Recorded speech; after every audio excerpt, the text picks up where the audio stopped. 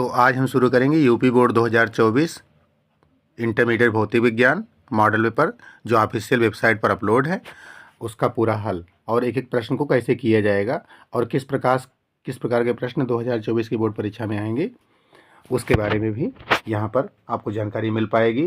तो वीडियो को स्किप ना करें। आइए शुरू करते हैं। Question number 1। पहला क्वेश्चन है, आप यहाँ पे देख पा रहे हैं स्क्रीन पर, विद्युत फ्लक्स का मात्रक क्या है? तो इसका मात्रक होता है वोल्ट मीटर। यहाँ पर आप ऑप्शन नंबर 3 पर टिक करिए, इसको लॉक कीजिए, वोल्ट मीटर। और इसका एक और मात्रक होता है न्यूटन मीटर स्क्वायर पर कूलाम। हो सकता है कभी ऑप्शन में ये भी आ जाए, तो वोल्ट मीटर इसका विद्युत फ्लक्स का मात्रक होता है। अगले क्वेश्चन की तरफ चलते हैं। क्वेश्चन नंबर 2 है, चुंबकीय क्षेत्र B और वेग u से गतिमान आवेश के कण पर लगने वाला बल है। आपको पता होगा इस बल का फार्मूला होता है F = QVB sin theta. QVB sin theta, तो B की जगह पे U रख लेना है, क्योंकि यहाँ पर आवेश जो बल है उसका मान है U, QUB sin थीटा। और वेक्टर प्रोडक्ट के हिसाब से जब UV sin थीटा को इकट्ठा करेंगे तो ये भी एक वेक्टर बन जाएगा और फाइनली आ जाएगा Q ब्रैकेट में U क्रॉस B। ये कैसे बनेगा आपको पता होगा, A cross B vector A cross B का जो सदिश गुणनफल होता है वो होता है AB sin थीटा। अगर इसको ध्यान दें तो AB sin थीटा होता है A क्रॉस B, तो UB sin थीटा हो जाएगा U क्रॉस B। इस तरह से इसका ऑप्शन तीसरा सही है, F = Q × U cross B। अगले क्वेश्चन पे चलते हैं। यदि सदिश E और सदिश B विद्युत चुम्बकीय तरंगे के समीकरण वैद्युत सदिश और चुंबकीय सदिश को दर्शा रहे हैं, तो वैद्युत चुंबकीय तरंग की संचरण की दिशा क्या होगी? आपको पता होगा, अगर यहाँ पर हम B लेते हैं और यहाँ पर E लेते हैं, तो ऐसी स्थिति में इसकी एक लंबवत दिशा होती है, जिसको कि हम लोग इसका प्लेन ले लेते हैं। इस प्लेन से लंबवत दिशा होती है और वो दिशा होती है E क्रॉस B। तो E क्रॉस B इसकी दिशा होती है। विद्युत चुम्बकीय तरंग इसी दिशा के अनुदिश जो है चलती है, तो इसकी जो दिशा होगी वो E क्रॉस B के अनुदिश होगी। तो कहीं पर आप देख लीजिए जो ऑप्शन दिया हुआ है इसमें E क्रॉस B, ये इसका ऑप्शन होगा, ये सही आंसर है। डायोप्टर और ऋण दो डायोप्टर क्षमता के दो लेंस संपर्क में रखे गए हैं, संयुक्त लेंस की फोकस दूरी कितनी होगी? यहाँ पर इसका ऑप्शन दिया हुआ है, इन ऑप्शनों को देख सकते हैं। ये आपका पहला ऑप्शन है, दूसरा ऑप्शन है, पहला 50 सेंटीमीटर, दूसरा ऋण 50 सेंटीमीटर, तीसरा 25 सेंटीमीटर, चौथा ऋण 25 सेंटीमीटर। इसको आपको कैलकुलेट करना है, तो इसको हम लोग कैलकुलेट कर लेते हैं। क्षमता का सूत्र होता है P = P1 + P2, P = P1 + P2। और P1 का मान दिया है 4 डायोप्टर, P2 का मान दिया है -2 डायोप्टर। 4 + -2 करेंगे तो ये हो जाएगा आपका 2 डायोप्टर। 2 डायोप्टर आपकी जो है क्षमता निकल आई। और इसके बाद आप फोकस दूरी निकालना चाहेंगे, तो इसकी फोकस दूरी का फार्मूला हो जाएगा F = 100/P।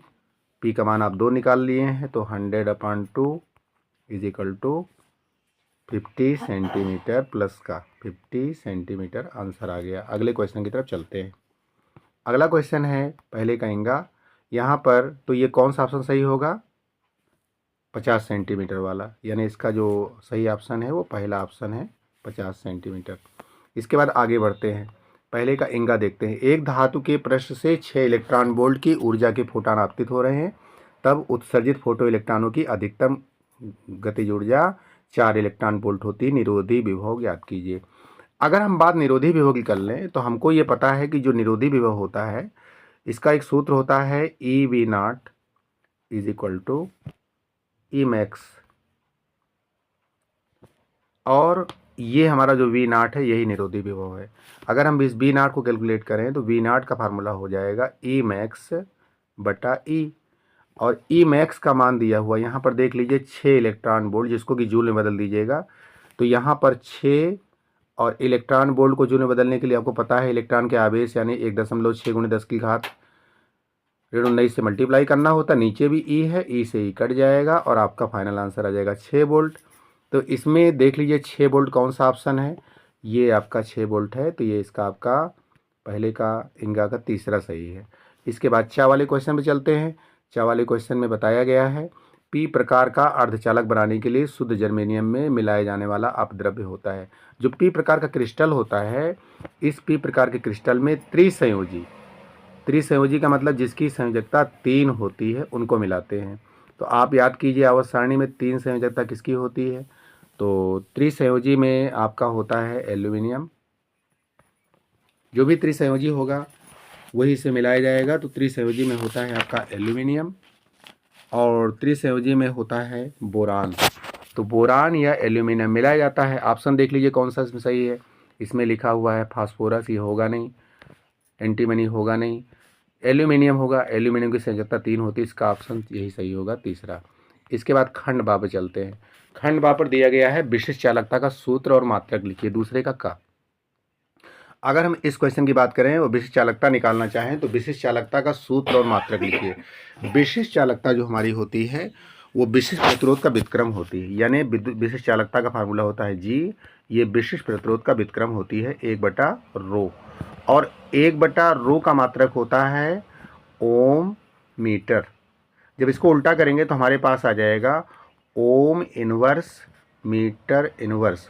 ओम इनवर्स को हम लोग सीमेंस कहते हैं, तो सीमेन हो गया ये हो गया, उल्टा ये हो गया सीमेन हो गया।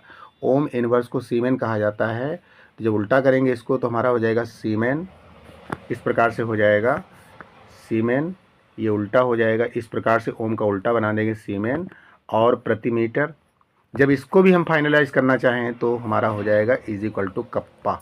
तो इसका सही मात्रक होता है विशिष्ट चालकता का सीमेन प्रति मीटर या कप्पा। तो ये हो गया इसका आंसर। इसके बाद हम दूसरे खा पे चलते हैं। 2 सीधे समांतर अनंत लंबाई के धारावाही चालकों की प्रति इकाई लंबाई पर लगने वाले बल का व्यंजक लिखिए। ये जो बल का व्यंजक है ये क्या होता है, आपको इसके बल के व्यंजक के बारे में बताएं। इसका फार्मूला होता है F = μ0/4π। बल को मैं लिख दे रहा हूँ। इसका जो व्यंजक होता है, जैसे मान लीजिए ये तार है, वो दूसरा तार है और इसकी लंबाई मान लीजिए इकाई है, तो एक लंबाई इसकी हो गई। और इसमें जो धारा है वो प्रवाहित हो रही है I1, इसमें जो धारा प्रवाहित हो रही है वो हो रही है I2। इसके कारण जो बल लगता है उसका फार्मूला होता है F = μ0/4π × 2I1I2/d और × L। तो L को 1 कर लेना है आपको, क्योंकि इकाई दे दिया गया है। देखिए यहाँ पर लिखा हुआ है प्रति इकाई लंबाई, तो इसको L को 1 कर लेंगे तो हमारे पास फार्मूला आया μ0/4π 2I1I2/d। ये इसका फार्मूला हो गया। अगले क्वेश्चन लिखा है दूसरे का 10 ओम प्रतिरोध और 10 हेनरी प्रेरकत्व की एक कुंडली है, इसमें संचित ऊर्जा का मान बताइए। तो संचित ऊर्जा का मान निकालने के लिए हमारे पास एक फार्मूला होता है L = 1/2 Li²। L = 1/2 Li²।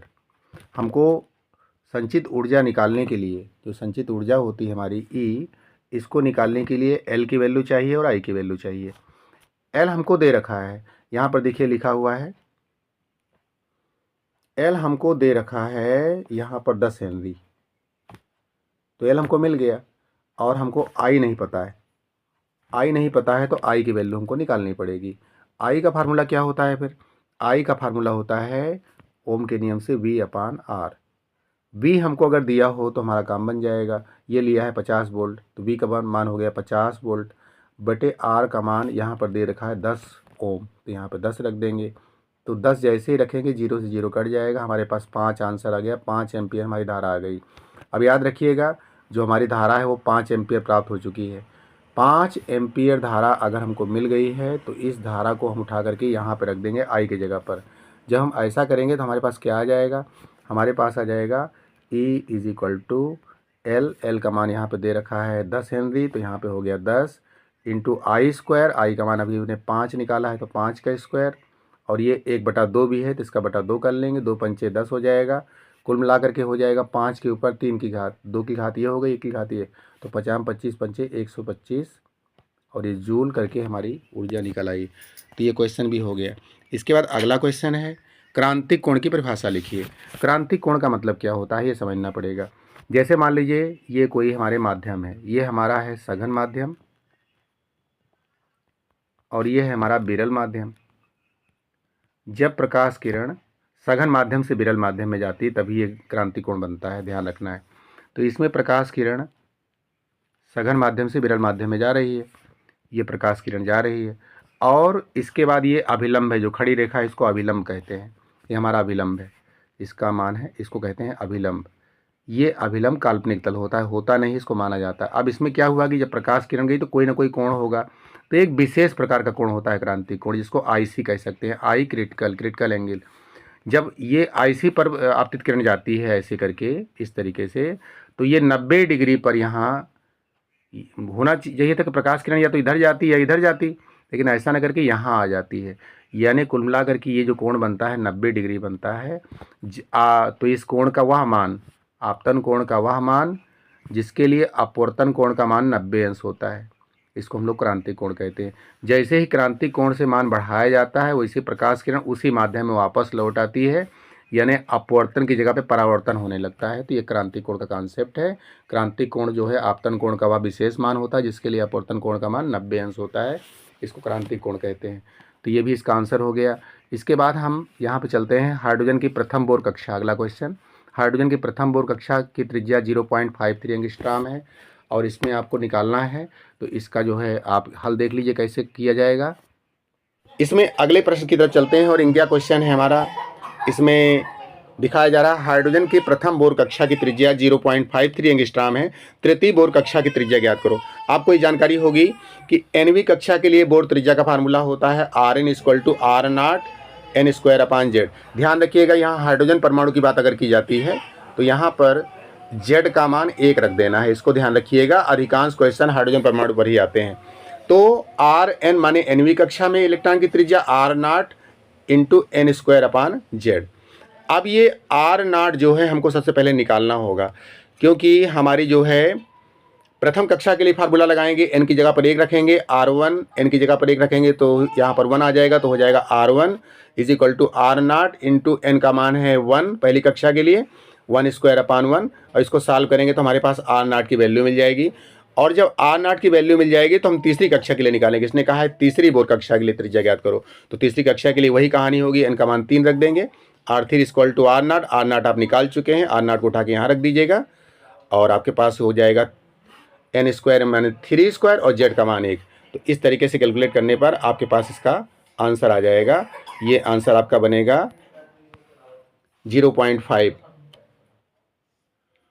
R0 का मान 0.5 और इसके बाद यहाँ पर आपका हो जाएगा 3² माने 9। इन दोनों को कैलकुलेट कर लेंगे, 9 × 5 = 45, 4.5 एंगस्ट्रॉम इसका आंसर आ जाएगा। चलते हैं अगले क्वेश्चन की तरफ। यहाँ पर 4 वाला क्वेश्चन देख लीजिए, इलेक्ट्रॉन सूक्ष्मदर्शी में त्वरक विभव का मान ज्ञात कीजिए। यहाँ पर आपको ध्यान देना है, ये टॉपिक जो है दे ब्रॉगली तरंगदैर्ध्य यानी डे ब्रॉय तरंगदैर्ध्य का टॉपिक है और इसमें फार्मूला होता है λ = 12.27/√v और आपको यहाँ पर निकालना है विभव, जहाँ पर v जो है विभव है।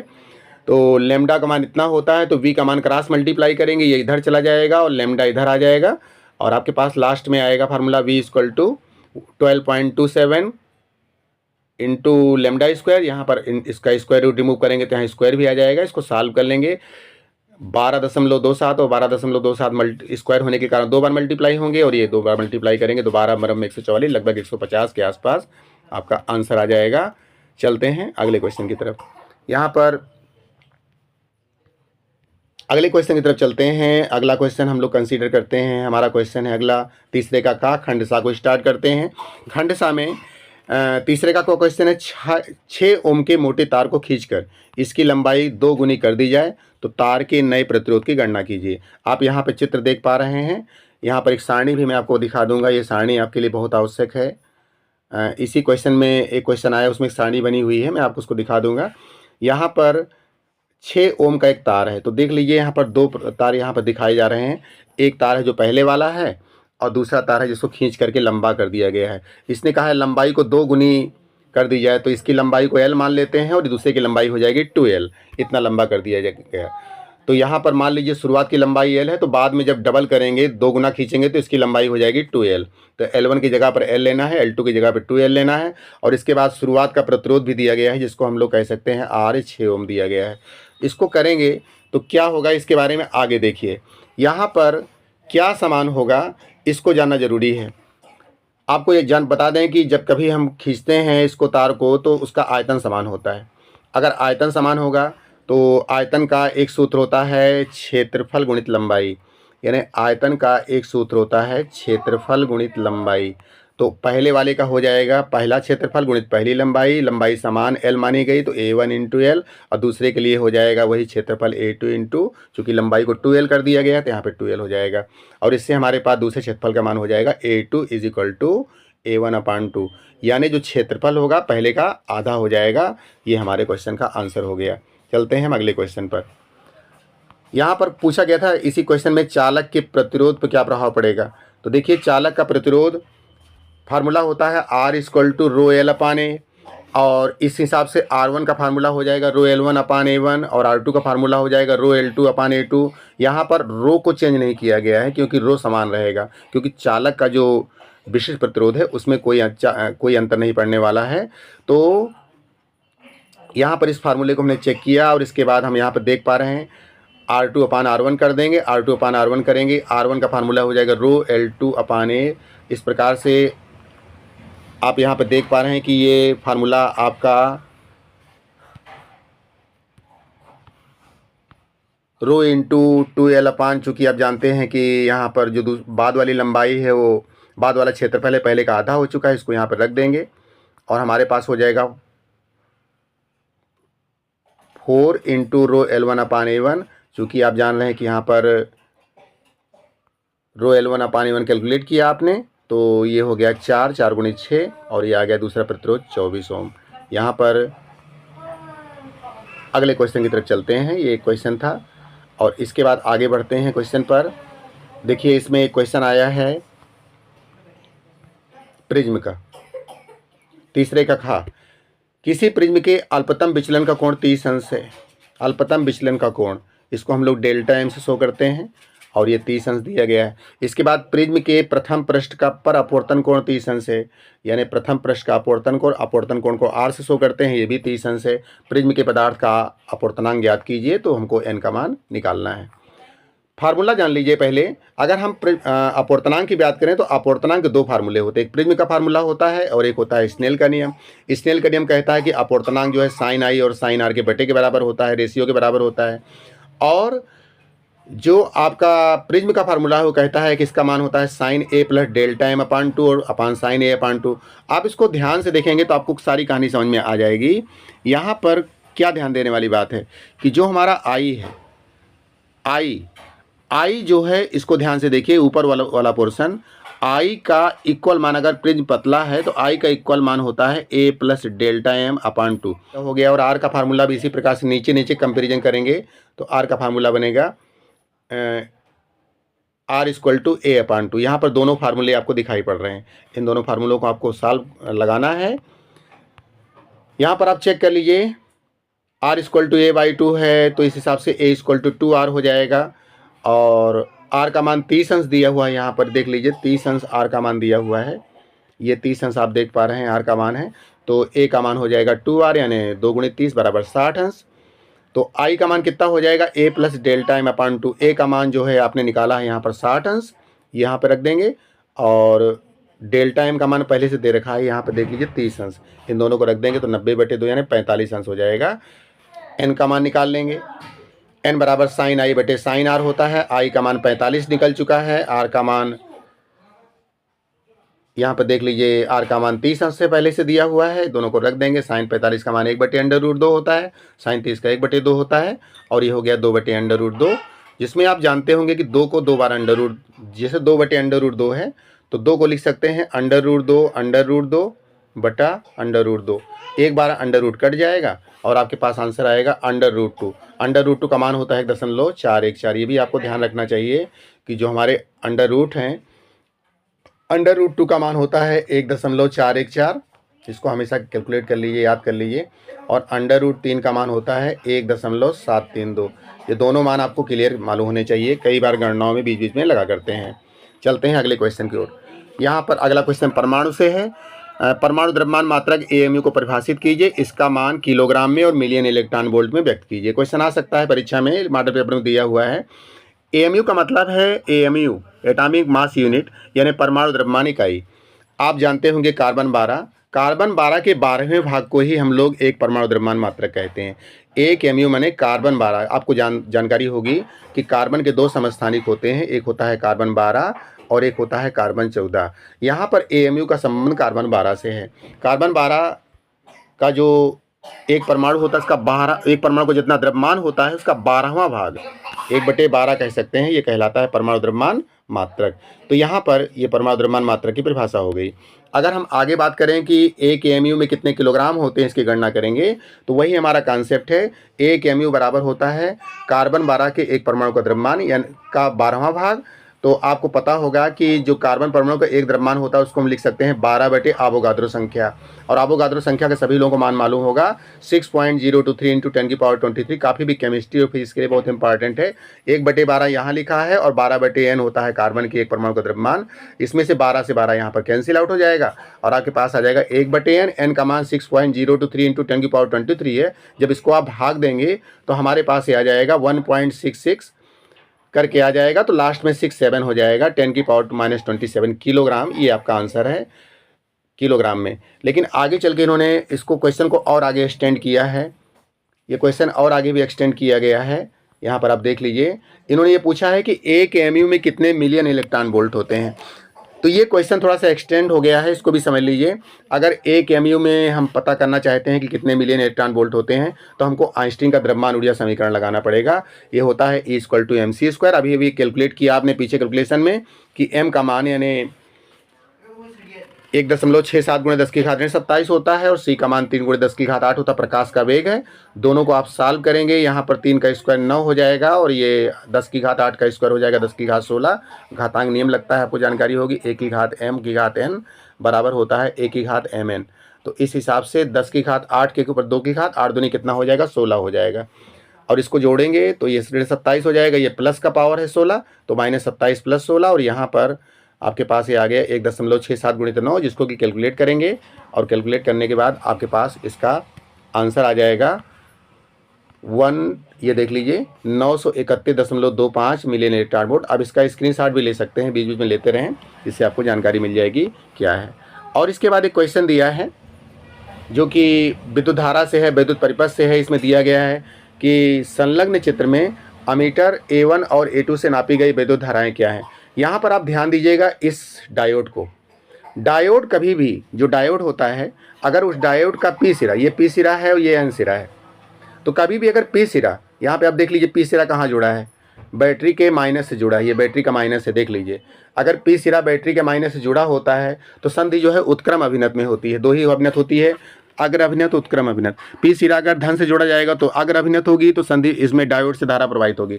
कुल मिलाकर के ये कहना है कि यहाँ पर अगर ये जो 5 ओम का प्रतिरोध है, इस पर हम फोकस करते हैं, तो 5 ओम के प्रतिरोध में कोई धारा ही नहीं बहने वाली, क्योंकि ये जो संधि है उत्क्रम अभिनति है। उत्क्रम अभिनति में कोई धारा नहीं बहती। इसका मतलब ये हुआ कि ये जो पूरा का पूरा हिसाब किताब है, इसमें कोई धारा बहने नहीं है। तो अब धारा बहने के लिए हमारे पास केवल 3 ओम का प्रतिरोध बचा हुआ है। तो जो धारा हमको निकालनी होगी वो अमीटर A1 पर तो कोई धारा नहीं बहेगी, तो यहाँ पर तो 0 एम्पियर आ जाएगा, क्योंकि अमीटर A1 में जो एक डायोड लगा है वो उत्क्रम अभिनत में है, तो धारा को जाने ही नहीं देगा। तो इसमें A1 में 0 एम्पियर आ गई। लेकिन A2 का आप धारा कैलकुलेट करेंगे तो आपको ये पता होगा कि इसमें धारा निकालनी है, तो हमारे पास फार्मूला होता है I = V/R। बी का मान यहाँ पे दिया हुआ है, देखिए 2 वोल्ट की बैटरी लगाई गई। इसको मैं क्लियर कर देता हूँ। यहाँ पर आप देख लीजिए कि ये 2 वोल्ट की बैटरी लगाई गई है।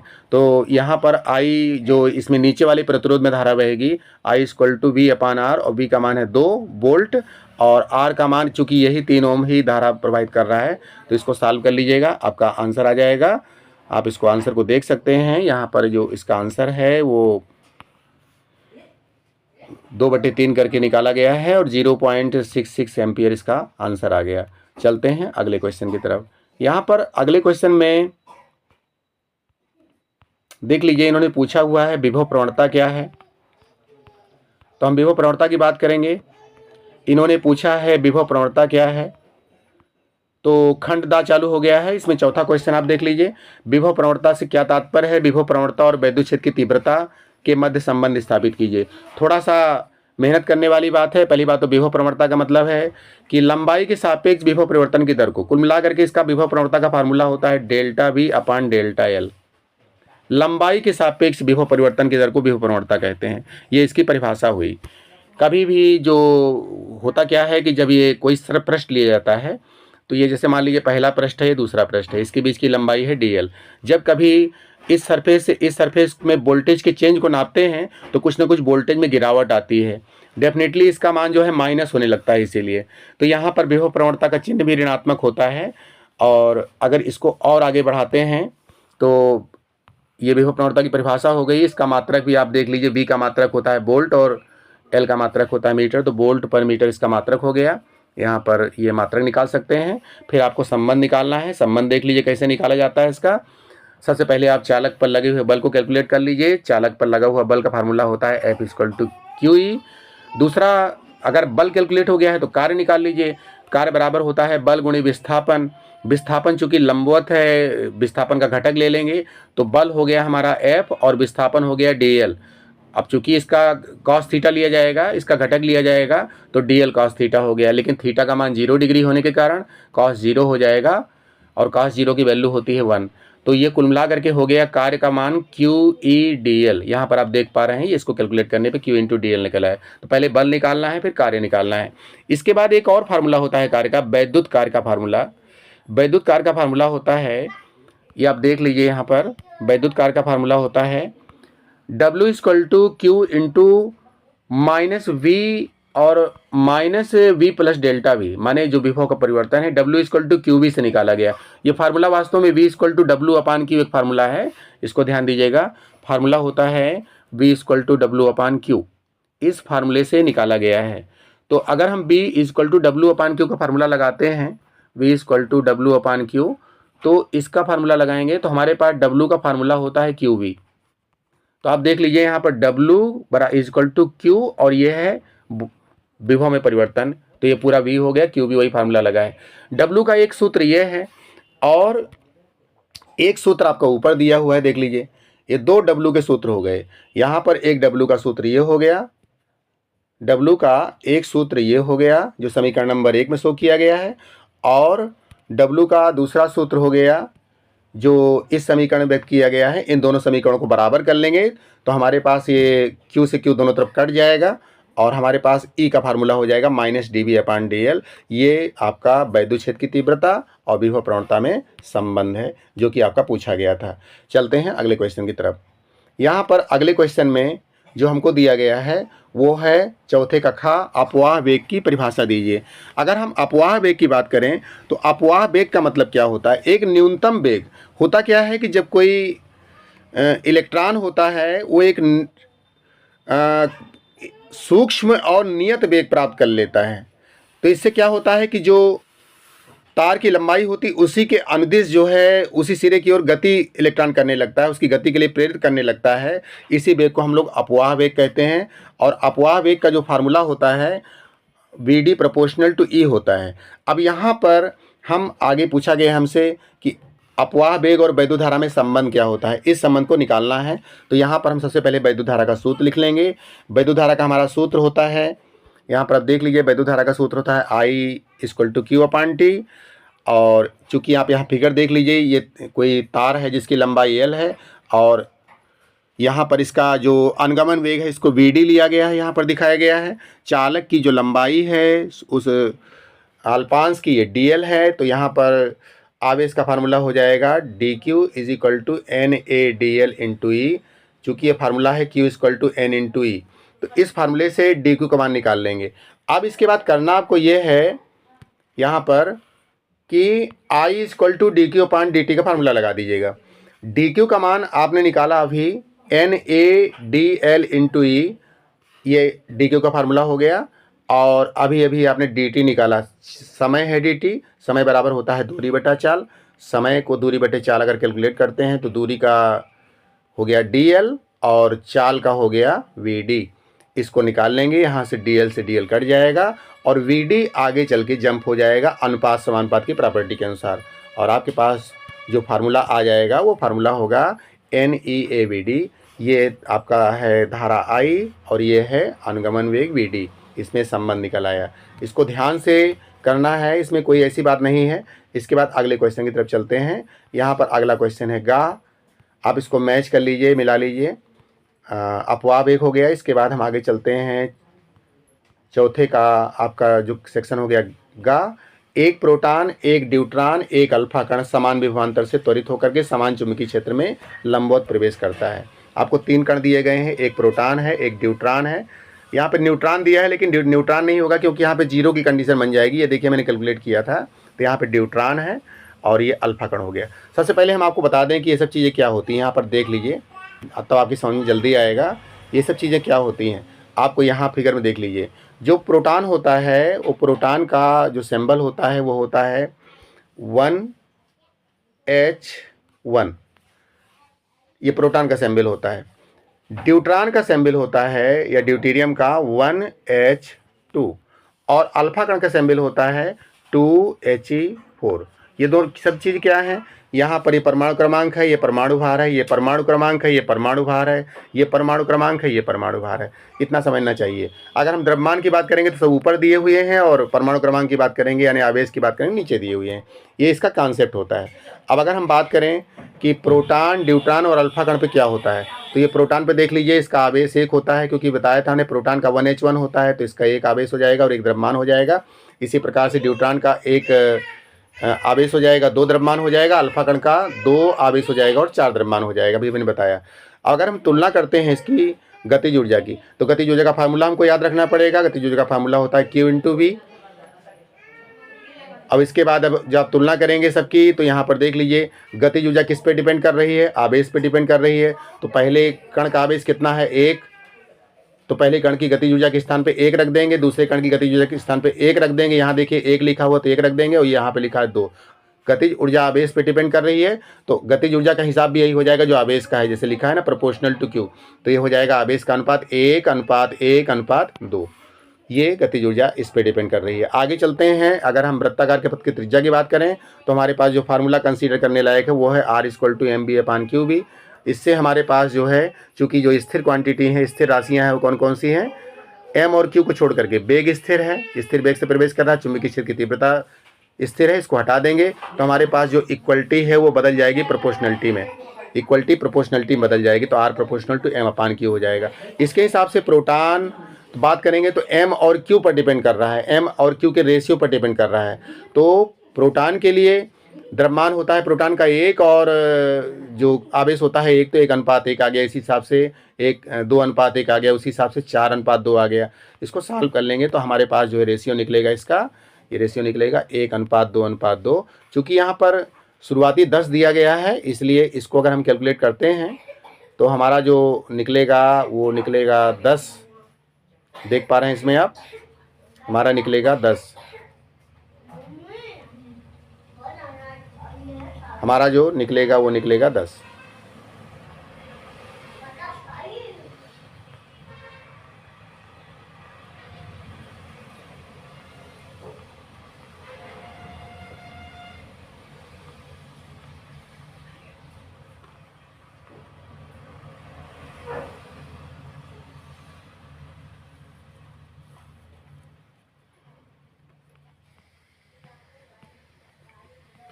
ड्यूट्रॉन की 10 है, ड्यूट्रॉन की त्रिज्या 10 है। अगर इसको हम लोग आगे बढ़ाएंगे तो यहाँ पर 1:2:2 आया, जो इसमें हम 10 का मल्टीप्लाई कर देंगे, 10 एक कम 10, 10 दूनी 20, 10 दूनी 20, ये हमारे पास फाइनल आंसर हो जाएगा।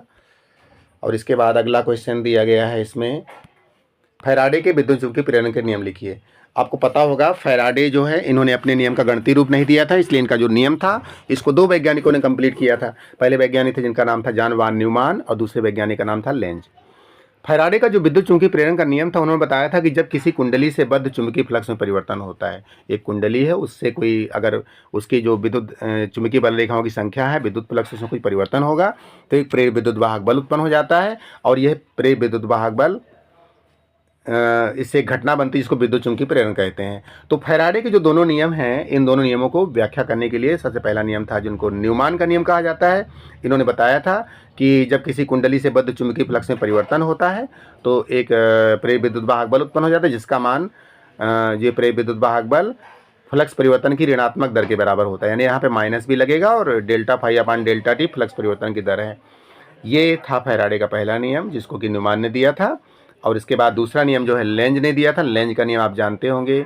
लेंज का नियम जो होता है वो ये होता है कि जैसे किसी चालक पर कहने का मतलब कि जो दूसरा नियम है लेंज का नियम, इसमें बताता है कि जैसे प्रेरित विद्युत वाहक बल जिससे पैदा होता है, जिससे उत्पन्न होता है, उस कारण का विरोध करता है, उसको हम लोग लेंज का नियम कहते हैं। जिस थाली में खाओ उसमें छेद करो, जिससे उत्पन्न हो रहा है उसी का विरोध कर रहा है। इसके बाद अगले क्वेश्चन में चलते हैं, चौथे का इंगा। इसमें बताया गया है किसी पर्दे को बिंब से 90 सेंटीमीटर की दूरी पर रखा गया। पर्दे पर किसी उत्तल लेंस द्वारा उसे एक दूसरे से 20 सेंटीमीटर की दूरी पर रखा गया है। तो ये विस्थापन विधि का सूत्र है। विस्थापन विधि का क्या कहानी होती है इसको बता दें आपको। ये आपकी मुख्य अक्ष हो गई। यहाँ पर एक पर्दा रखा जाता है, स्क्रीन, और यहाँ पर लेंस होता है। ये लेंस की दो पोजीशन होती है यहाँ पर, और होता दो लेंस नहीं होते, लेंस एक ही होता, लेकिन लेंस को जो है पर्दे पर दो बार, जैसे मान लीजिए वस्तु है तो वस्तु से चलने वाली जो किरणें होती हैं ये जा कर के पर्दे पर पहुंचती हैं और प्रतिबिंब बनता है, ऐसी कहानी है।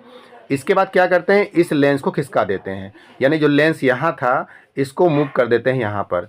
मान लीजिए d सेंटीमीटर दूरी है और यहाँ पर इसका चमकीला प्रतिबिंब प्राप्त करने, मान लीजिए प्रतिबिंब प्राप्त करते हैं इसी के ऊपर, ये दूरी है a। तो प्रतिबिंब पिनों, दोनों पिनों के बीच की दूरी a हो गई, और ये लेंस की विस्थापन हुआ, लेंस का, लेंस इस पोजीशन से इस पोजीशन में विस्थापित हुआ, तो ये दूरी कहलाती है d। तो विस्थापन विधि का एक सूत्र होता है जो लगाया जाएगा इसमें, F = a² - d² / 4a। मैंने फिगर में बताया a और d का मान यहाँ पे दिया हुआ, a का 90 दिया, जहाँ जहाँ a लिखा वहाँ 90 रख दीजिए, जहाँ जहाँ d लिखा है वहाँ 20 रख दीजिए, और इसको कैलकुलेट कर लीजिए। 90 का स्क्वायर और 20 का स्क्वायर कैलकुलेट करेंगे तो 7700 आएगा, 4 × 90 यानी 360 आएगा। जो भी करेंगे कैलकुलेट करके 21.4 इसका आंसर हो जाएगा। ये विस्थापन विधि का सवाल है। इसके बाद पाँचवें का देख लीजिए, बहुत अच्छा इंपॉर्टेंट क्वेश्चन है, चुंबकत्व के परमाणु मॉडल की व्याख्या कीजिए। तो यहाँ पर मैं बता दूं कि जो कहानी क्या है इसमें पूरी, इसको समझा दें आपको। यहाँ पर क्या होता है ये देख लीजिए, ये फिगर बना हुआ है, इस फिगर में ही सब कुछ है। यहाँ पर ये है आपका नाभिक, और इस नाभिक के चारों तरफ इलेक्ट्रॉन इस प्रकार से राउंड कर रहा है। तो ये जो गति मैं दिखा रहा हूँ ये तो है वृत्तीय गति, कक्षीय गति। और एक इलेक्ट्रॉन की गति ऐसी भी होती है, इस तरह से भी इलेक्ट्रॉन घूमता रहता है, ऐसे भी घूमता रहता है। ये गति कहलाती है चक्रण गति। तो इलेक्ट्रॉन की दो प्रकार की गति हुई, एक हुई वृत्तीय गति और एक हुई चक्रण गति।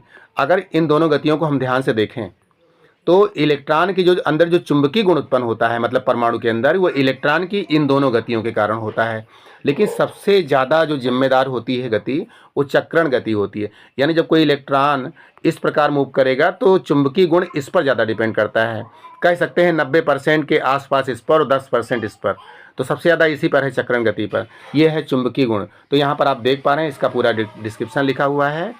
इस मॉडल के अनुसार प्रत्येक पदार्थ असंख्य सूक्ष्म परमाणुओं से मिलकर बना होता है, और इलेक्ट्रॉन दो प्रकार की गति करते रहते हैं, और इसके कारण जो है इनमें चुंबकीय आघूर्ण उत्पन्न होता है। आप यहाँ पर देख पा रहे हैं, इसको नोट कर लीजिएगा, स्क्रीनशॉट ले लीजिएगा। और इसके बाद जो है हम बात करते हैं कि इसमें व्याख्या करनी है हमको। तो यहाँ पर आप देख लीजिए, इसमें 3 प्रकार के चुंबकत्व की धारणा देखी गई है। एक है प्रतिचुंबकी, दूसरा है अनुचुंबकी, तीसरा है लौह चुंबकी।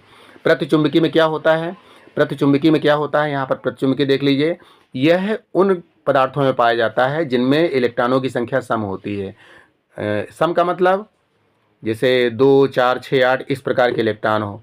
जैसे आप देख लीजिए अल्फा कण है 2He4, मान लीजिए फॉर एग्जाम्पल दे रहे हैं, यहाँ पे इलेक्ट्रॉनों की संख्या है 2, इलेक्ट्रॉन की संख्या है 2, तो ये पदार्थ जो है हमारा प्रतिचुंबकीय गुण प्रदर्शित करेगा, क्योंकि यहाँ इलेक्ट्रॉनों की संख्या सम है। 2 को क्या कह सकते हैं, सम कह सकते हैं। तो इनमें गुण पाया जाता है। और एक खासियत होती है इसमें, बाह्य चुंबकीय क्षेत्र में जब इनको रखा जाता है तो ऐसी स्थिति में क्या होता है, ये उसी बाह्य चुंबकीय, जैसे बाह्य चुंबकीय क्षेत्र ये है, ये बाह्य चुंबकीय क्षेत्र है हमारा, तो ये इस दिशा में चुंबकित होते हैं, इसकी विपरीत दिशा में। दूसरी बात यह है कि इसमें जो इलेक्ट्रॉन होते हैं, एक इलेक्ट्रॉन का चक्रण ऐसे होता है तो दूसरे इलेक्ट्रॉन का चक्रण ऐसे होता है। इस कारण जो टोटल चुंबकीय आघूर्ण होता है वो शून्य हो जाता है। तो ये चुंबकीय पदार्थ की बात हुई। इसके बाद हम अनुचुंबकीय पदार्थ की बात करते हैं।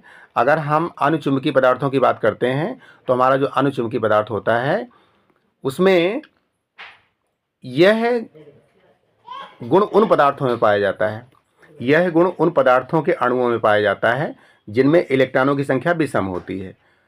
अब इसमें क्या होता है कि जो स्पिन होती है, एक इलेक्ट्रॉन की स्पिन भी इधर ही हो गई, दूसरे इलेक्ट्रॉन की स्पिन भी इधर हो गई। तो होता क्या है, जो इनकी डोमेन होते हैं, इनकी जो रेंज होती डोमेन होती है, इन डोमेनों में विस्तार हो जाता है। अगर इसको बाह्य चुंबकीय क्षेत्र में रख देंगे तो इसका जो डोमेन है इसमें विस्तार हो जाता है।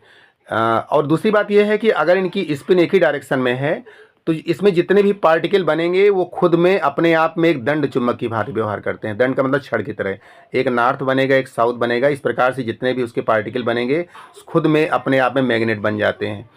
और खासियत क्या होती है, अगर इनको बाह्य चुंबकीय क्षेत्र में रखा जाता है, बाह्य चुंबकीय क्षेत्र का डिस्क्रिप्शन जरूर लिखना है। अगर इनको बाह्य चुंबकीय क्षेत्र में रखा जाता है तो जैसे बाह्य चुंबकीय क्षेत्र है आपका बी इस दिशा में, तो ये इसी डायरेक्शन में संरेखित हो जाएंगे, इसी डायरेक्शन में इनका भी चुंबकत्व दिखाई पड़ेगा। जबकि प्रतिचुंबकी में क्या होता था, ये इधर होता था तो ये इधर हो जाता था। ये चीज़ आपको समझना है। इसके बाद जो तीसरा पॉइंट है लास्ट, वो है लौह चुंबकीय। लौह चुंबकीय का मतलब क्या है, इसमें जो परमाणु होते हैं खुद में स्वतंत्र रूप से एक चुंबक होते हैं। और होता क्या है, इसमें जटिल अन्योन्य क्रियाएं होती हैं। जैसे मान लीजिए एक रेंज बनी और यहाँ पर आप इसको विभाजित कर लीजिए 4 भाग में, ये 4 रीजन ले लीजिए।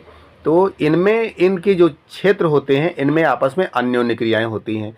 अन्योन्य क्रियाएं होने के कारण ये जो अपनी परिसीमाएं होती हैं इनको बढ़ा लेते हैं। मान लीजिए फॉर एग्जांपल ये इतना बड़ा बड़ा है और हो सकता है कि इतना बढ़ा ले कि ये इतना बड़ा हो जाए, ये इतना बड़ा हो जाए, बाकी सब छोटे छोटे रह जाएं, ऐसा भी हो सकता है। कोई परिसीमा बढ़ सकती है इसकी, कोई घट सकती है, चुंबकत्व पर डिपेंड करता है। तो बाह्य चुंबकीय क्षेत्र में रखने पर इनका जो डोमेन होता है, इनकी जो परिसीमा होती है इसमें वृद्धि हो जाती है। तो ये आपके पास क्वेश्चन हो गया। इसके बाद पाँचवें के खा पे चलते हैं। पाँचवें का खा हमारे पास है। पाँचवें के खा में यहाँ पर एक प्रत्यावर्ती धारा परिपथ की बात की गई है। आप ये जान लीजिए कि एलसीआर का हर बार परीक्षा में सवाल आता है। एलसीआर परिपथ को अच्छी तरह से तैयार कर लेना है। क्वेश्चन में इन्होंने पूछा है कि परिपथ का आरेख बनाइए और इसके लिए प्रतिबाधा और अन्नादि आवृत्ति के लिए सूत्र लिखिए। तो आपको प्रतिबाधा भी निकालनी है और अन्नादि आवृत्ति भी निकालनी है। सबसे पहले आपको क्या करना है, इसका परिपथ बनाना है। परिपथ अगर इसका बनाते हैं तो यहाँ पर आपको ये परिपथ बनाना है। यहाँ पर एल ले लेना है, यहाँ पर सी ले लेना है, यहाँ पर आर ले लेना है और इसको एक प्रत्यावर्ती धारा स्रोत से जोड़ देना है। दूसरी बात हम आपको यहाँ बताना चाहेंगे, जो इसमें एलसीआर सर्किट होता है इसकी कहानी क्या होती है। एलसीआर सर्किट का मान लीजिए हम इसका डायग्राम खींचना चाहें, आरेख खींचना चाहें, क्योंकि हमको प्रतिबाधा का सूत्र निकालना होगा। तो यहाँ पर अगर हम बात करें, ये 3 कार्नर आप बना लेंगे। ये कार्नर है वी आर का ओमी प्रतिरोध, ये है वी एल का और ये है वी सी का। ये ध्यान रखिएगा वी आर और आई समान कला में होते हैं, ये आपको पता होगा। और इसके बाद जो अगला पॉइंट होता है वी एल, वो धारा आई से 90 डिग्री अग्रगामी होता है और ये 90 डिग्री पश्चगामी होता है। ये फिगर आपके सामने आया। अब इस फिगर में हमको एक खासियत है जो समझना है कि जैसे मान लीजिए हमारा फिगर बनके तैयार हो गया। यहाँ पर हो गया हमारा वी आर, यहाँ पर हो गया हमारा वी एल और यहाँ पर हो गया हमारा वी सी। तो यहाँ पर एक वेक्टर डायग्राम बनाएंगे, ये परिणामी विभवांतर हो जाएगा। आपको पता है कि जो वी सी है वो इस डायरेक्शन में है और वी एल इस डायरेक्शन में है। तो वेक्टर के नियमानुसार ये जो रेखा आएगी ये वी एल माइनस वी सी आएगी, ये आएगी वी एल माइनस वी सी। जब ये रेखा वी एल माइनस वी सी आएगी तो ये भी रेखा वी एल माइनस वी सी आएगी। यहाँ पर अगर इस कोण को हम फाई ले लेते हैं थोड़ी देर के लिए, तो ये आपका डायग्राम बन गया वी एल माइनस वी सी। और इधर पे क्या चल रहा है, इधर पे चल रहा है वी आर। तो एक आपको यहाँ पर समकोण त्रिभुज का कॉन्सेप्ट दिख रहा होगा। समकोण त्रिभुज में आपको पाइथागोरस प्रमेय लगानी है। अगर हम परिणामी विभवांतर निकालना चाहते हैं तो परिणामी विभवांतर क्या आएगा, परिणामी विभवांतर आएगा ये वाला ट्राइंगल हम लोग लेंगे। इस ट्राइंगल में ये वाला मान है वी एल माइनस वी सी और ये वाला हमारा वी आर हो गया। तो फाइनली जो ये v बनेगा, ये वाला जो v बनेगा, ये जो इस तरह से v दिख रहा है, इसका पाइथागोरस से निकालेंगे तो ये हो जाएगा V square is equal to V R square. आधार का वर्ग करेंगे V R square, V square R और प्लस ये वाली डायरेक्शन, ये V L minus V C हो गई। तो यहाँ पर हो जाएगा V L minus V C का होल स्क्वायर। इसमें का स्क्वायर हटाते ही ये पूरी क्वांटिटी अंडर रूट में हो जाएगी। आप इसको आगे देख पाएंगे, यहाँ पर देख लीजिए, ये जैसे स्क्वायर हटाएंगे वैसे अंडर रूट में आ जाएगा। ये देखिए हमारे पास V square is equal to, ये आया V square is equal to I square R square plus I square X L minus x C का होल स्क्वायर, ये आ गया। और इसको आगे देखिए आप, ये चीज़ जो है कैलकुलेट हो जाएगी और हमारे पास आ जाएगा अंडर रूट में। अब चूंकि आपको पता है कि ये जो आई है यहाँ पर आ जाएगा और v square upon i square, यानी वी अपान आई को हम लोग परिपथ की प्रतिबाधा कहते हैं। जहाँ पर वी अपान आई है वहाँ पर हम, यहाँ पर स्क्वायर नहीं होगा, वी अपान आई रहेगा क्योंकि अंडर रूट लग चुका है यहाँ पर ऑलरेडी। तो V upon I is equal to R square plus X L minus x C का होल स्क्वायर। तो ये वी अपान आई को हम लोग प्रतिरोध कह सकते हैं, जिसको परिपथ की प्रतिबाधा कहा जाएगा। और इस प्रतिबाधा का फार्मूला हो जाएगा हमारे पास निकल के आ गया। ये हमको फार्मूला लिखना था, लेकिन इसका हमने डेरिवेशन भी आपका कर दिया। आपको एक चीज़ और याद रखनी है इसमें कि जो ये हमारा एक्सएल है इसका मान ओमेगा एल होता है और एक्स का मान होता है ओमेगा सी। एक्सएल जो है प्रेरण प्रतिघात कहलाता है, एक्सी धारती प्रतिघात कहलाता है। इनको सबको रख देंगे तो एक नया फार्मूला हमारे पास बन जाएगा जो आपके सामने दिखाया जा रहा है। इसके बाद हम और आगे बढ़ते हैं और इसकी कला वगैरह निकालना चाहें तो कला का फार्मूला आपको पता होगा, टेन थीटा बराबर लंब बटे आधार होता है। वो जो वेक्टर डायग्राम मैंने बनाया था उस वेक्टर डायग्राम को देख लीजिएगा। ये जो वेक्टर डायग्राम है इस प्रकार से बना हुआ था। ये था तुम्हारा वी एल माइनस वी सी और ये था तुम्हारा वी आर, तो ये था तुम्हारा फाई। अगर हम इसका टेन थीटा लेते हैं तो लंब बटे आधार होता है, लंब ऊपर आ जाएगा यहाँ पर और आधार आ जाएगा वी आर नीचे। वी एल का मान ओमेगा एल यानी आई एक्स एल और वी सी का मान आई एक्स सी रख देंगे। आई कामन ले सकते हैं, यहाँ पे आई कामन आ चुका है, कट चुका है यहाँ से, तो आई कामन आ जाएगा, आई से आई कैंसिल हो जाएगा और हमारे पास आ जाएगा x L minus x c upon r. आप जब चाहें एक्स एल को ओमेगा एल और एक्स सी को अपान ओमेगा सी रख देंगे तो एक नया फार्मूला बन जाएगा। ये तुम्हारे एलसीआर सर्किट का फार्मूला हुआ। लेकिन आगे बढ़ना है, हमको अनादि आवृत्ति निकालनी है। दोस्तों अनादि आवृत्ति का मतलब क्या है? अनादि आवृत्ति का मतलब है कि जो उसके धारती प्रतिघात होते हैं और जो उसका प्रेरण प्रतिघात होता है एक्स सी धारती प्रतिघात और एक्सएल प्रेरण, ये दोनों मान बराबर हो जाते हैं क्योंकि उसका प्रतिरोध शून्य हो जाता है। एक्सएल माइनस एक्स सी बराबर 0 हो जाता है तो एक्सएल बराबर एक्स सी आ जाएगा। और आपको पता है एक्सएल बराबर ओमेगा एल होता है, एक्स सी बराबर ओमेगा सी होता है। ओमेगा का मान 2 पाई एफ होता है तो एक्सएल बराबर हो जाएगा 2 पाई एफ एल, एक्स सी बराबर 1/2 पाई एफ सी। सी वाला अपान में ही रखना है। और इसके बाद जब आप करेंगे तो एफ स्क्वायर बराबर ये आ जाएगा, जिसको कैलकुलेट कर लेंगे और हमारे पास आ जाएगा एफ का स्क्वायर हटाते ही यहाँ पे अंडर रूट आ जाएगा और f equal to 1/2 pi under root 1/LC। ये अनादि आवृत्ति का सूत्र है जो कि आपसे पूछा गया था। इसके बाद हम आगे चलते हैं अगले क्वेश्चन की तरफ। ये क्वेश्चन आज पूरा करना है, पेपर है पूरा, थोड़ा सा बड़ा हो सकता है वीडियो लेकिन इम्पॉर्टेंट है। इसके बाद देख लीजिए अगले क्वेश्चन में चलते हैं। 5वें का खा आप लोग देख लीजिएगा। 5वें के खा में बताया गया है, अगला क्वेश्चन देख लीजिए। एक उच्चाई ट्रांसफार्मर की प्राथमिक और द्वितीयक कुंडली में फेरों की संख्या क्रमशः 100 और 400 है।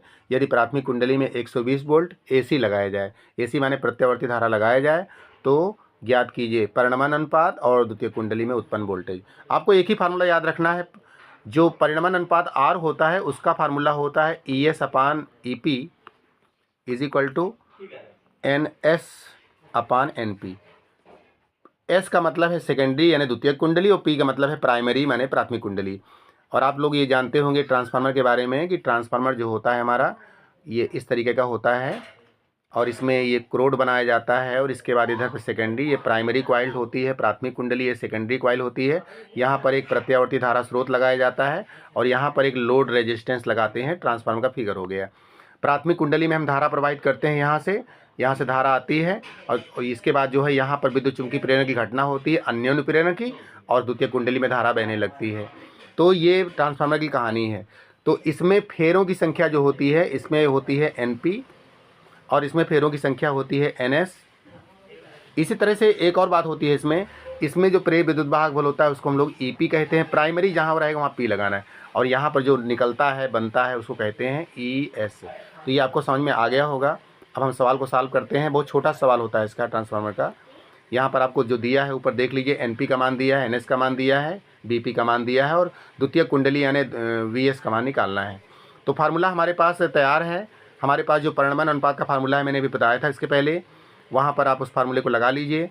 परिणमन अनुपात जो होता है हमारा वो R बराबर होता है NP/NS, और NP और NS का मान रख दीजिए। 100/400 दिया, 1/4 आ जाएगा, तो NS/NP का मान 4 आ जाएगा। हमको NS/NP से मतलब था, ये 4 आ गया, ये परिणमन अनुपात कहलाता है।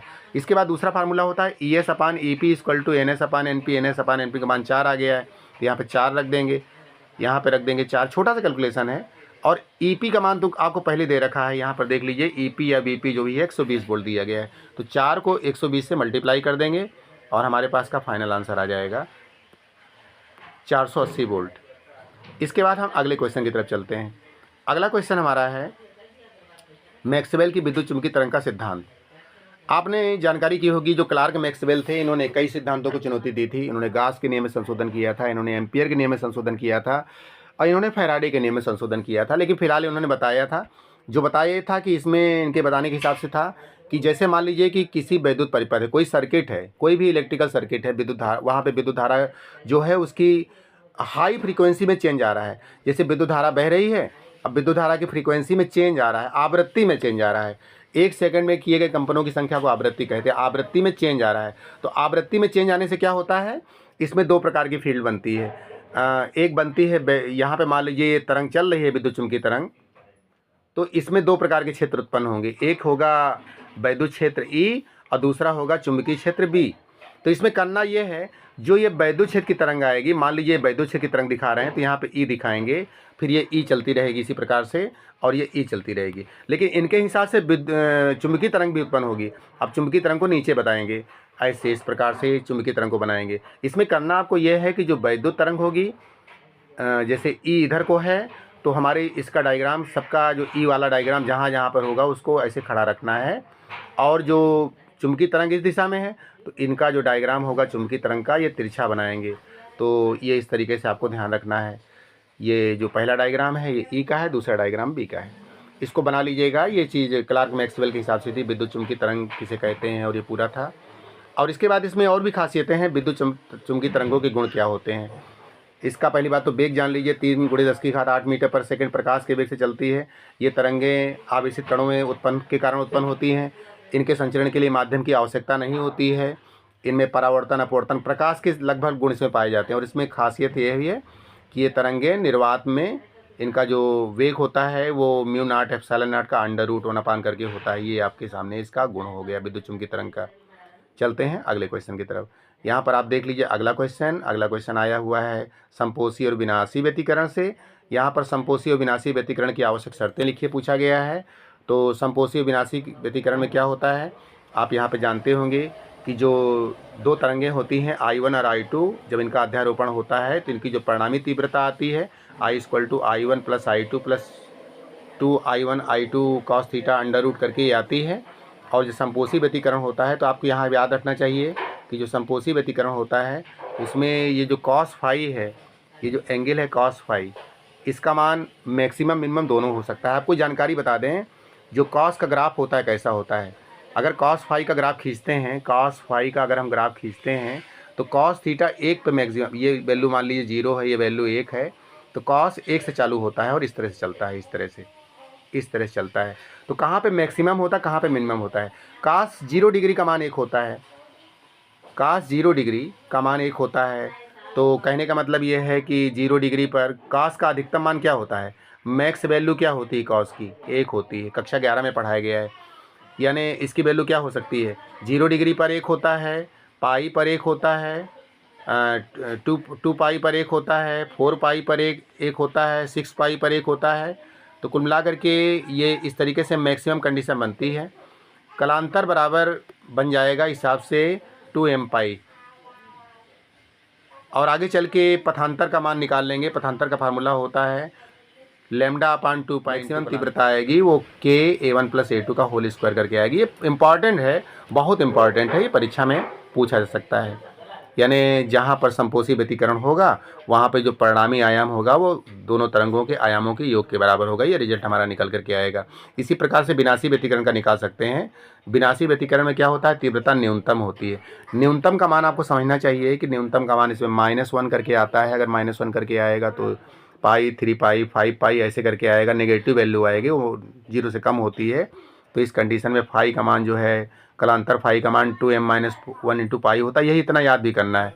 इसके बाद आप पथांतर निकालेंगे, पथांतर बराबर λ/2 पाई इंटू कलांतर हो, तो इस कलांतर का मान यहाँ पे रख देंगे और हमारे पास कंडीशन आ जाएगी। और जब इसको फाइनली हम लोग कैलकुलेट करेंगे तो हमारे पास जो आ जाएगा, जो आयाम आ जाएगा, जो हमारा तरंगों का आयाम आ जाएगा वो a1 - a2 करके आ जाएगा। यही आपको लिखना है लास्ट में कि मिरासी व्यतिकरण उन बिंदुओं पर होगा जहाँ पर भी होगा वहाँ पर जो परिणामी तीव्रता आएगी वो दोनों परिणामी जो आयाम आएगा वो उनके आयामों के अंतर के बराबर आएगा। यानी आयामों को घटाएंगे, न्यूनतम आयाम जो आएगा वही हमारा विनाशी व्यतिकरण की कंडीशन होगी। चलते हैं अगले क्वेश्चन पर।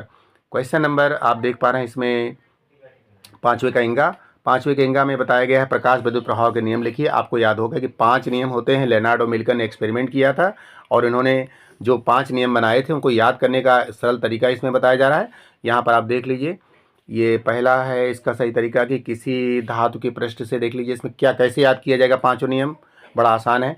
पहला नियम जो है वो ये बताता है कि जो प्रकाश इलेक्ट्रॉनों का उत्सर्जन की दर है, माने आपतित प्रकाश की तीव्रता, कुल मिलाकर के आपको मैं याद करा देता हूँ। पहला नियम मैं इसको थोड़ा सा क्लियर कर लेता हूँ, इसके बाद ये 5 नियम आपको याद करा देता हूँ। ये 5 नियम आप कभी नहीं भूलेंगे। इसमें देखिए, जो पहला नियम है वो तीव्रता का नियम है, माने जो इलेक्ट्रॉनों की उत्सर्जन दर है, आपतित प्रकाश की तीव्रता। पहला नियम है तीव्रता का, दूसरा नियम है गतिज ऊर्जा का, तीसरा नियम भी गतिज ऊर्जा का, चौथा नियम है देहली आवृत्ति का और 5वां नियम है समय पश्चता का। इस तरीके से याद कीजिए। फिर से देख लीजिए, पहला नियम तीव्रता का है, दूसरा है गतिज ऊर्जा का, तीसरा है गतिज ऊर्जा का, चौथा है जो देहली आवृत्ति का और 5वां है समय पश्चता का।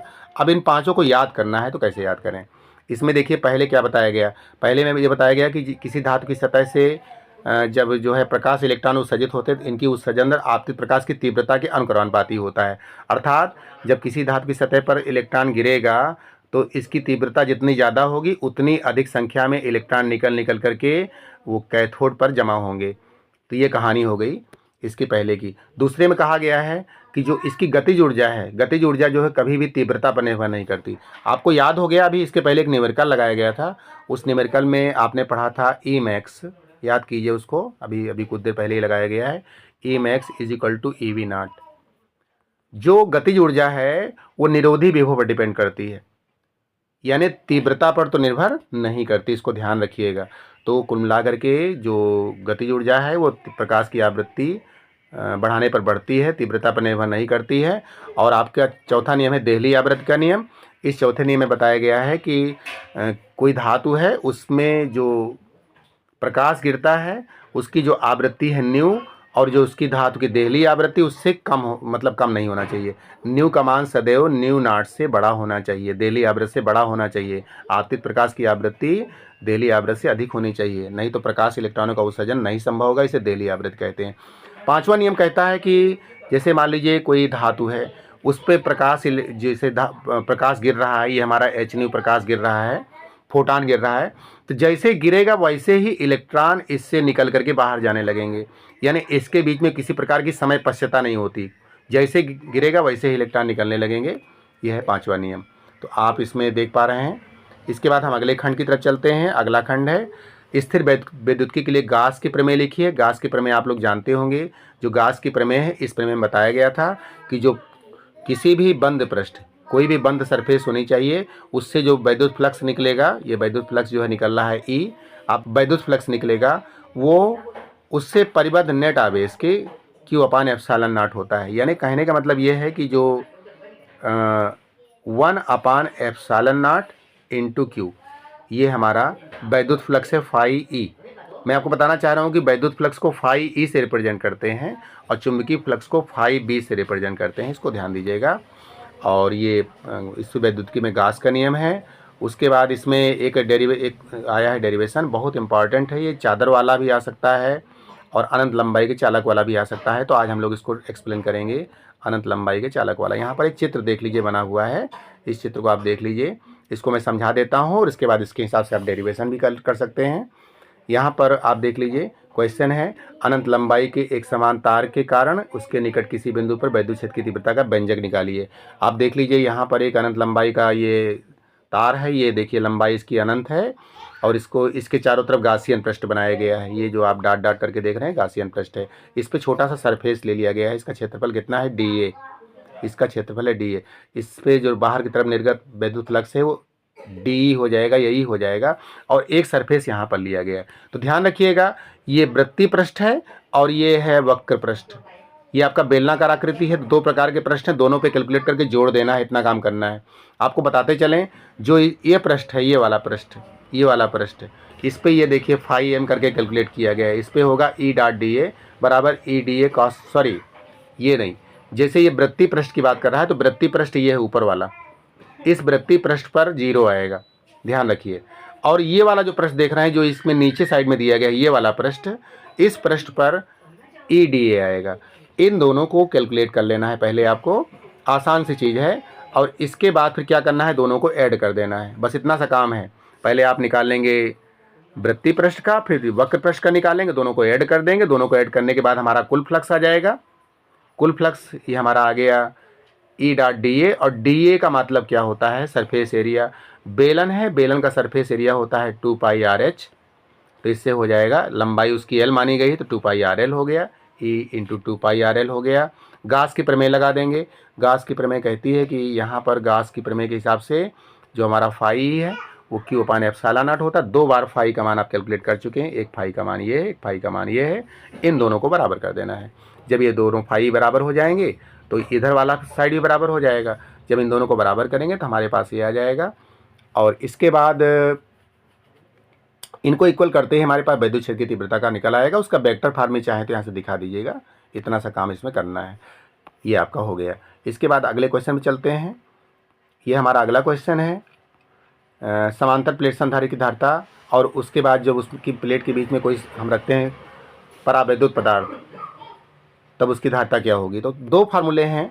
अगर परावैद्युत रखते हैं तो क्या होता है, तो ध्यान रखिएगा, ये आपको पूरा बताया गया है। दो प्लेटें हैं A और B, और इसमें प्लस Q आवेश के कारण जो आवेश होगा प्लेटों के बीच में, आप जो है विद्युत क्षेत्र की तीव्रता निकाल लेंगे, Q अपान एप्सिलॉन नॉट आ जाएगी। और K परावैद्युत रखेंगे तो Q upon K epsilon not आ जाएगी। कुल विभवांतर निकालेंगे। इसके बाद यहाँ पर संधारित्र की धारिता का फार्मूला लगा देंगे, C बराबर Q अपान V। Q का मान रख देंगे और V का मान रख देंगे।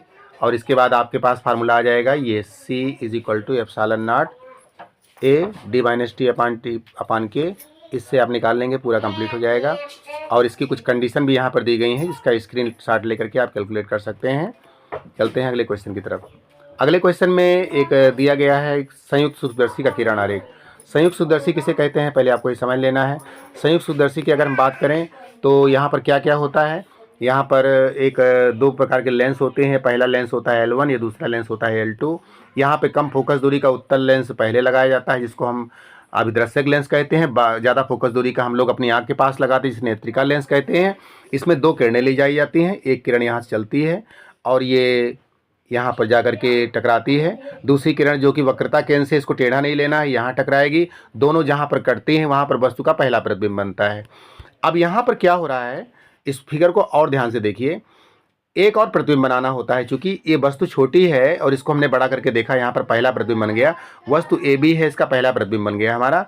इसके बाद अगर हम आगे बढ़ाते हैं इसको, अगर इसको हम आगे कैलकुलेट करना चाहते हैं तो आप देख लीजिए, इसकी फाइनल इमेज यहाँ बन रही है। इसको मैं छोटा कर देता हूँ ताकि आप पूरा देख लें।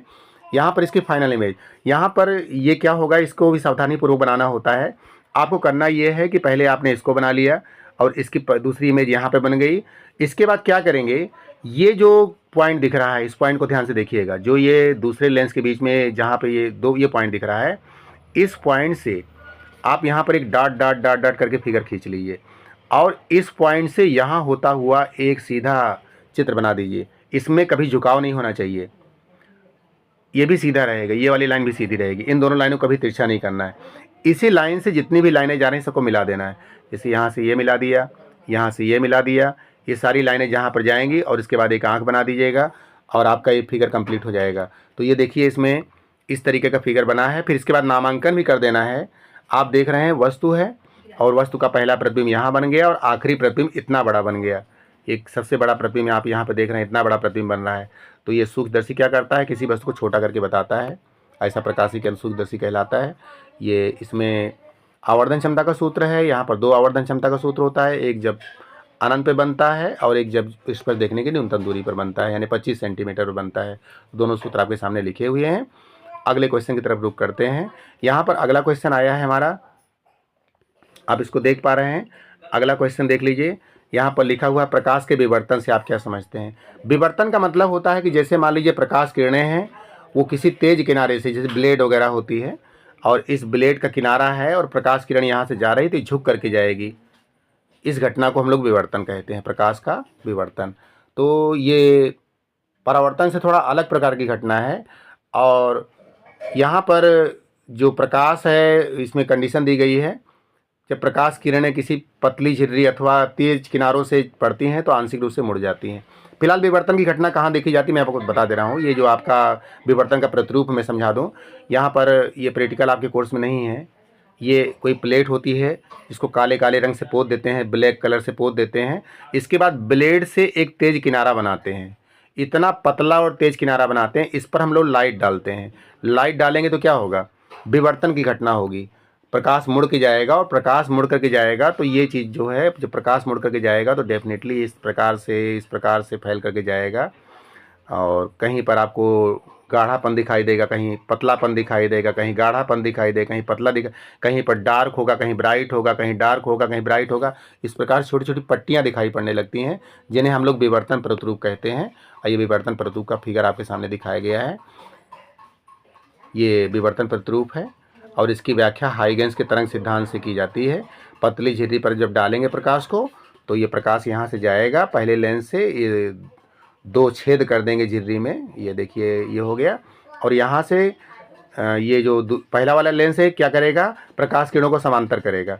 जैसे मान लीजिए स्रोत है, यहाँ से प्रकाश किरण निकली तो पहला वाला लेंस प्रकाश किरणों को समांतर करेगा। जब ये दूसरी स्लिट पे पहुँचेगी तो इस स्लिट पे पहुँचने के बाद प्रकाश किरण दो प्रकार, चूँकि किनारा तेज है तो ये 2 प्रकार से चलेगी। एक तो ये दूसरे लेंस में चलेगी, यहीं से क्या हो जाएगा, इसका विवर्तन हो जाएगा। विवर्तन होने के बाद प्रकाश मुड़ करके चलेगा।